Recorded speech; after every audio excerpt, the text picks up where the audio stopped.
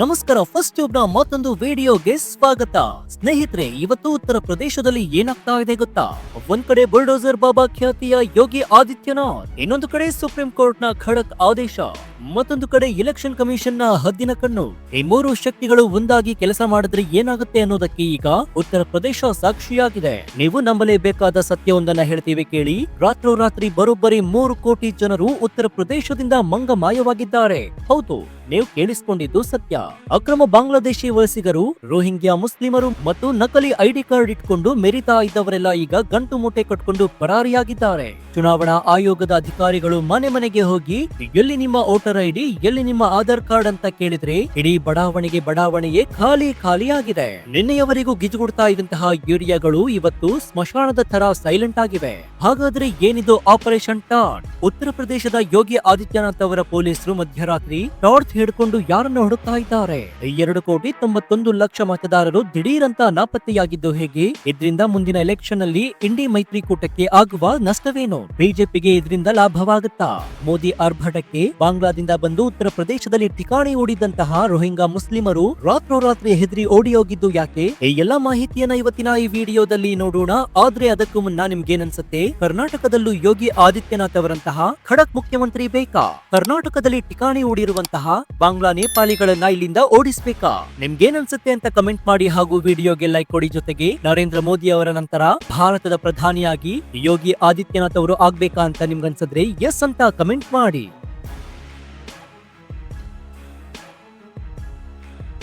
ಸ್ನೇಹಿತರೆ, ಮೊದಲು ಈ ನಂಬರ್ಸ್ ಅನ್ನ ಅರ್ಥ ಮಾಡ್ಕೊಳ್ಳೋಣ. ಉತ್ತರ ಪ್ರದೇಶದಲ್ಲಿ ಒಟ್ಟು ಇರೋದು ಸುಮಾರು 14,13,00,000 ಮತದಾರರು. ಇದರಲ್ಲಿ ಈಗ ಡಿಲೀಟ್ ಆಗೋದಕ್ಕೆ ರೆಡಿ ಆಗಿರೋದು ಎಷ್ಟು ಗೊತ್ತಾ? ಬರೋಬ್ಬರಿ 2,91,00,000 ಮತದಾರರು. ಇದು ಸಣ್ಣ ಸಂಖ್ಯೆ ಅಲ್ವೇ ಅಲ್ಲ. ಇದು ಆಸ್ಟ್ರೇಲಿಯಾ ದೇಶದ ಒಟ್ಟು ಜನಸಂಖ್ಯೆಗಿಂತ ಜಾಸ್ತಿ. ಚುನಾವಣಾ ಆಯೋಗ ಒಂದು ಪ್ರಕ್ರಿಯೆ ಮಾಡುತ್ತೆ. ಅದನ್ನ ಸ್ಪೆಷಲ್ ಸಮರಿ ರಿವಿಷನ್ ಅಂತ ಕರೆಯಲಾಗುತ್ತೆ. ಅಂದ್ರೆ ವೋಟರ್ ಲಿಸ್ಟ್ ನ ಚೆಕ್ ಮಾಡೋದು. ಅಧಿಕಾರಿಗಳು ಒಂದು ಫಾರ್ಮ್ ಅನ್ನ ತೆಗೆದುಕೊಂಡು ಮನೆಗೆ ಹೋಗ್ತಾರೆ. ಸರ್, ಇದು ನಿಮ್ಮ ಫಾರ್ಮ್, ಇದನ್ನ ಫಿಲ್ ಮಾಡಿ ಕೊಡಿ, ನೀವು ಇಲ್ಲೇ ಇದ್ದೀರಾ ಅಂತ ಪ್ರೂವ್ ಮಾಡಿ ಅಂತ ಹೇಳ್ತಾರೆ. ಆದ್ರೆ ಶಾಕಿಂಗ್ ವಿಚಾರ ಏನ್ ಗೊತ್ತಾ? ಸುಮಾರು 3 ಕೋಟಿ ಜನ ಈ ಫಾರ್ಮ್ ಅನ್ನ ವಾಪಸ್ ಕೊಟ್ಟೇ ಇಲ್ಲ. ಅಧಿಕಾರಿಗಳು ಅವರ ಅಡ್ರೆಸ್ ಹುಡ್ಕೊಂಡು ಹೋದ್ರೆ ಅಲ್ಲಿ ಮನೆಯೂ ಇಲ್ಲ, ಜನನೂ ಇಲ್ಲ. ಅಂದ್ರೆ ಇಷ್ಟು ದಿನ ಈ 3 ಕೋಟಿ ಭೂತಗಳು ವೋಟ್ ಹಾಕಿದ್ವಾ? ಕಳೆದ ಲೋಕಸಭಾ ಚುನಾವಣೆಯಲ್ಲಿ ಬಿಜೆಪಿಗೆ ಎದುರಾಳಿ ಒಕ್ಕೂಟಕ್ಕಿಂತ ಕೇವಲ 67 ಲಕ್ಷ ವೋಟ್ ಜಾಸ್ತಿ ಬಂದಿತ್ತು. ಈಗ 3 ಕೋಟಿ ನಕಲಿ ವೋಟ್ ಡಿಲೀಟ್ ಆದ್ರೆ ಮುಂದಿನ ಎಲೆಕ್ಷನ್ ರಿಸಲ್ಟ್ ಏನಾಗಬಹುದು ಅಂತ ನೀವೇ ಊಹಿಸಿಕೊಳ್ಳಿ. ಇದೇ ಕಾರಣಕ್ಕೆ ಈಗ ವಿರೋಧ ಪಕ್ಷದ ನಾಯಕರು ಕಣ್ಣೀರು ಹಾಕ್ತಾ ಇದ್ದಾರೆ. ಅಯ್ಯೋ, ನಮ್ಮ ವೋಟ್ ಬ್ಯಾಂಕ್ ಖಾಲಿ ಆಯ್ತಲ್ಲ ಅಂತ ಎದೆ ಬಡ್ಕೊಳ್ತಾ ಇದ್ದಾರೆ. ಇಲ್ಲಿ ಯೋಗಿ ಆದಿತ್ಯನಾಥ್ ಅವರು ಸುಮ್ನೆ ಬಲ ಪ್ರಯೋಗ ಮಾಡಿಲ್ಲ.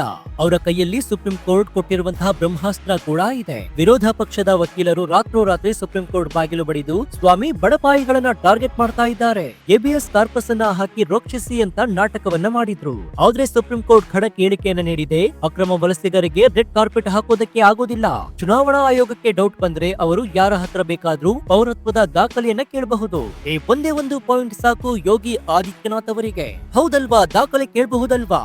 ಹಾಗಾದ್ರೆ ಕೇಳ ಬಿಡೋಣ ಅಂತ ಯೋಗಿ ಆದಿತ್ಯನಾಥ್ ತಮ್ಮ ಪೊಲೀಸ್ ಪಡೆಗೆ ಗ್ರೀನ್ ಸಿಗ್ನಲ್ ಅನ್ನ ಕೊಟ್ಟಿದ್ದಾರೆ. ಅದರ ಪರಿಣಾಮವೇ ಇವತ್ತು ಉತ್ತರ ಪ್ರದೇಶದಲ್ಲಿ ನಡೀತಾ ಇರೋ ಹೈ ಡ್ರಾಮಾ.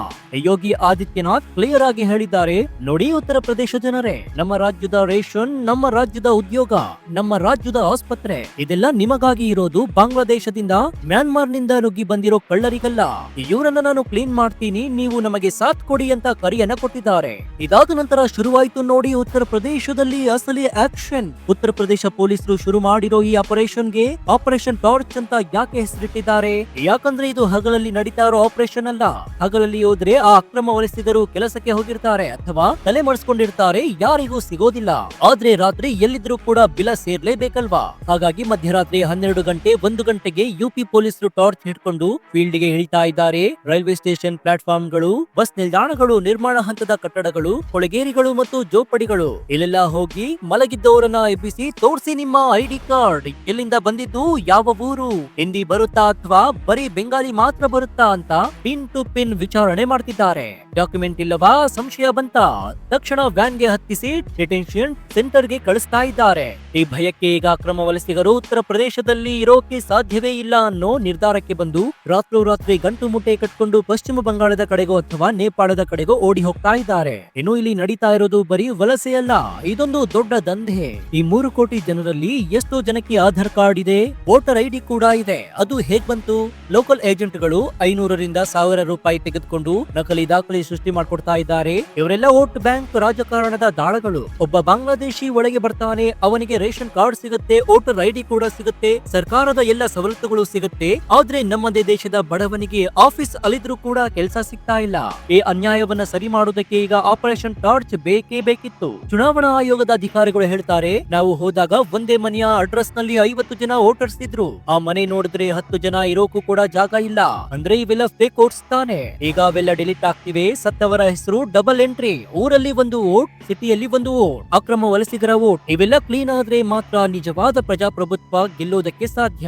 ಹಾಗಾದ್ರೆ ಇದಕ್ಕೆ ಸಾಕ್ಷಿ ಬೇಕಾ? ಇಲ್ಲಿದೆ ನೋಡಿ ಕೆಲವು ಪಾಯಿಂಟ್ಸ್ ಗಳು. ಅಪರ್ಣಾ ಯಾದವ್ ಕ್ಷೇತ್ರ. ಇಲ್ಲಿ ಒಂದೇ ಏರಿಯಾದಲ್ಲಿ ಸರಿಸುಮಾರು 300 ರೋಹಿಂಗ್ಯಾ ಕುಟುಂಬಗಳು ವಾಸವಾಗಿದ್ವು. ಆಪರೇಷನ್ ಶುರುವಾದ ಒಂದೇ ವಾರದಲ್ಲಿ ಆ ಜಾಗ ಖಾಲಿ ಆಗಿದೆ. ಇನ್ನು ವಾರಣಾಸಿ, ಪ್ರಧಾನಿ ನರೇಂದ್ರ ಮೋದಿ ಅವರ ಕ್ಷೇತ್ರದಲ್ಲಿ ಸರಿಸುಮಾರು 500ಕ್ಕೂ ಹೆಚ್ಚು ಶಂಕಿತರು ರಾತ್ರೋರಾತ್ರಿ ನಾಪತ್ತೆಯಾಗಿದ್ದಾರೆ. ಇನ್ನು ಮೀರತ್ ನಲ್ಲಿ ಕೂಡ ಪೊಲೀಸರು ಒಂದೇ ಸರ್ವೆ ಮಾಡಿದ್ರು. 1600 ಕುಟುಂಬಗಳನ್ನ ಚೆಕ್ ಮಾಡಿದಾಗ ಅದರಲ್ಲಿ 600 ಕುಟುಂಬಗಳ ದಾಖಲೆಗಳೇ ನಕಲಿ ಅಂತ ಗೊತ್ತಾಯ್ತು. ಅವರು ಭಾರತೀಯರೇ ಅಲ್ಲ. ಈಗ ಯೋಗಿ ಸರ್ಕಾರ ಸುಮ್ಮನೆ ಇದನ್ನ ಓಡಿಸಿ ಕೈ ತೊಳ್ಕೊಳ್ಳೋದಕ್ಕೆ ಆಗೋದಿಲ್ಲ. ಇವರು ಎಲ್ಲಿ ಹೋದ್ರು? ಇಷ್ಟು ದಿನ ಇವರಿಗೆ ಆಶ್ರಯ ಕೊಟ್ಟವರು ಯಾರು? ಇವರಿಗೆ ಸಿಮ್ ಕಾರ್ಡ್ ಕೊಟ್ಟಿದ್ದು ಯಾರು? ಕೆಲಸ ಕೊಟ್ಟಿದ್ದು ಯಾರು ಅಂತ ಆಳವಾದ ತನಿಖೆ ನಡೀತಾ ಇದೆ. ಯಾಕಂದ್ರೆ ಇವತ್ತು ಇವರ ಓಟ್ ಹಾಕಿದ್ರೆ ನಾಳೆ ಬಾಂಬ್ ಬಿಡ್ತಾರೆ. ರಾಷ್ಟ್ರೀಯ ಭದ್ರತೆ ದೃಷ್ಟಿಯಿಂದ ಇದು ತುಂಬಾ ಡೇಂಜರಸ್. ಇನ್ನು ಈ ಬೆಳವಣಿಗೆಯಿಂದ ಎನ್ಡಿಎ ಒಕ್ಕೂಟಕ್ಕೆ ನಡುಕ ಶುರುವಾಗಿದೆ. ಅವರು ಹೇಳ್ತಾರೆ, ಬಿಜೆಪಿ ಬೇಕು ಅಂತಲೇ ಮುಸ್ಲಿಮರ ಓಟ್ ಡಿಲೀಟ್ ಮಾಡ್ತಾ ಇದೆ ಅಂತ. ಆದ್ರೆ ಚುನಾವಣಾ ಆಯೋಗ ಹೇಳ್ತಾ ಇದೆ, ನಾವು ಧರ್ಮ ನೋಡಿ ಡಿಲೀಟ್ ಮಾಡ್ತಾ ಇಲ್ಲ.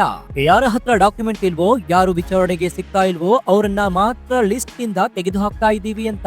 ವಾಸ್ತವ ಏನಂದ್ರೆ ಈ ಅಕ್ರಮ ವಲಸಿಗರು ಸಾಂಪ್ರದಾಯಿಕವಾಗಿ ಬಿಜೆಪಿ ವಿರೋಧಿ ವೋಟ್ ಬ್ಯಾಂಕ್. ಇವರು ಹೋದ್ರೆ ಉತ್ತರ ಪ್ರದೇಶದಲ್ಲಿ ಬಿಜೆಪಿಯ ಗೆಲುವಿನ ಮಾರ್ಜಿನ್ ಡಬಲ್ ಆಗುತ್ತೆ. ಯೋಗಿ ಆದಿತ್ಯನಾಥ್ ಅವರಿಗೆ ಇದು ಡಬಲ್ ಧಮಾಕ ಕೂಡ ಹೌದು. ಒಂದ್ ಕಡೆ ಕಾನೂನು ಸುವ್ಯವಸ್ಥೆ ಸರಿ ಹೋಗುತ್ತೆ, ಕ್ರೈಮ್ ರೇಟ್ ಕಡಿಮೆ ಆಗುತ್ತೆ. ಇನ್ನೊಂದು ಕಡೆ ಎಲೆಕ್ಷನ್ ನಲ್ಲಿ ಕ್ಲೀನ್ ಸ್ವೀಪ್ ಮಾಡೋಕೆ ದಾರಿ ಕೂಡ ಆಗುತ್ತೆ. ಒಟ್ಟಾರೆಯಾಗಿ ಬೇರೆ ದೇಶಗಳಲ್ಲಿ ವೀಸಾ ಮುಗಿದ ತಕ್ಷಣ ಒಂದೇ ಒಂದು ದಿನ ಎಕ್ಸ್ಟ್ರಾ ಇದ್ರೂ ಕೂಡ ಜೈಲಿಗೆ ಹಾಕ್ತಾರೆ, ರಿಪೋರ್ಟ್ ಮಾಡ್ತಾರೆ. ಆದ್ರೆ ನಮ್ಮ ದೇಶದಲ್ಲಿ ಅಕ್ರಮವಾಗಿ ಬಂದು ಇಲ್ಲೇ ಮದುವೆಯಾಗಿ ಇಲ್ಲೇ ವೋಟರ್ ಐಡಿಯನ್ನ ಮಾಡಿಸ್ಕೊಂಡು ನಮ್ಮ ತೆರಿಗೆ ಹಣದಲ್ಲಿ ಬದುಕ್ತಾ ಇರೋದು ಎಷ್ಟು ಸರಿ? ಯೋಗಿ ಆದಿತ್ಯನಾಥ್ ಮಾಡ್ತಾ ಇರುವಂತಹ ಈ ಕೆಲಸ ಕೇವಲ ಉತ್ತರ ಪ್ರದೇಶಕ್ಕೆ ಮಾತ್ರ ಸೀಮಿತವಾಗಬಾರದು. ಕರ್ನಾಟಕ, ಮಹಾರಾಷ್ಟ್ರ, ಅಸ್ಸಾಂ ಸೇರಿದಂತೆ ಇಡೀ ಭಾರತದಲ್ಲಿ ಆಪರೇಷನ್ ಟಾರ್ಚ್ ನಡೀಲೇಬೇಕು. ಆಗ ಮಾತ್ರ ನಾವು ಸುರಕ್ಷಿತವಾಗಿರಲು ಸಾಧ್ಯ. ಸೊ ನಿಮ್ಗೆ ಏನನ್ಸುತ್ತೆ? ಯೋಗಿ ಮಾಡ್ತಾ ಇರೋದು ಸರಿನಾ ತಪ್ಪಾ? ನಿಮ್ಮ ಊರಿನಲ್ಲೂ ಇಂತಹ ಅಕ್ರಮ ವಲಸಿಗರು ಇದ್ದಾರಾ? ಈ ಬಗ್ಗೆ ನಿಮ್ಮ ಅಭಿಪ್ರಾಯ ಏನು ಅಂತ ಕಮೆಂಟ್ ಮಾಡಿ. ಹಾಗೂ ವಿಡಿಯೋಗೆ ಲೈಕ್ ಕೊಡಿ. ಜೊತೆಗೆ ನೀವಿನ್ನು ನಮ್ಮ ಚಾನೆಲ್ ನಲ್ಲಿ ಸಬ್ಸ್ಕ್ರೈಬ್ ಮಾಡ್ಕೊಂಡಿಲ್ಲ ಅಂದ್ರೆ ಈ ಕೂಡಲೇ ಸಬ್ಸ್ಕ್ರೈಬ್ ಮಾಡ್ಕೊಂಡು ಪಕ್ಕದಲ್ಲಿರುವಂತಹ ಬೆಲ್ ಐಕಾನ್ ಅನ್ನು ಪ್ರೆಸ್ ಮಾಡಿ. ಇದರಿಂದ ನಾವು ಹಾಕುವ ಹೊಸ ವಿಡಿಯೋಗಳ ನೋಟಿಫಿಕೇಶನ್ ಮೊದಲು ನಿಮಗೆ ಸಿಗುತ್ತೆ. ಇದಾಗಿತ್ತು ಈ ಕ್ಷಣದ ವಿಶೇಷ. ನೋಡ್ತಾ ಇರಿ ಫಸ್ಟ್ ಟ್ಯೂಬ್ ಕನ್ನಡ. ಧನ್ಯವಾದ.